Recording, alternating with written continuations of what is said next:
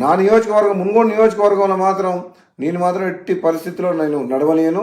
నాకు ఈ పదవి ఉన్నా లేకున్నా పదవి ముఖ్యం కాదు. నాకు ప్రజల ఆరోగ్యం ముఖ్యం, ప్రజల ప్రాణాలు ముఖ్యం.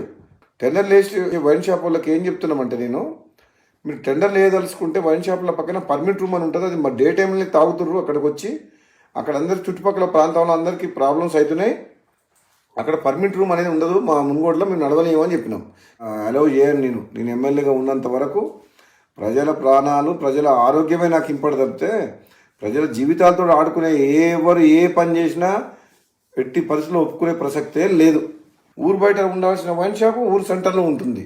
బెల్ షాప్లోకి అమ్మొద్దంటే మళ్ళీ దొంగసాటుగా బెల్ షాప్లో అమ్ముతుండ్రు. అది అమ్మొద్దని చెప్తున్నా. ప్లస్ మళ్ళీ వీళ్ళందరూ వైన్ షాపులు అందరూ కలిసి సిండికేట్ అవుతుండ్రు. సిండికేట్ అవ్వడం వల్ల ఏమవుతుంది, రేటు పెంచి అమ్ముతుండ్రు, డూప్లికేట్ అమ్ముతుండ్రు. వేరే మండలాలు, వేరే నియోజకవర్గాలు, వేరే జిల్లా వాళ్ళు ఇక్కడ పార్టిసిపేట్ చేయొద్దు. ఇప్పుడు వైన్ షాప్ లొకేషన్స్ కూడా తప్పున్నాయి.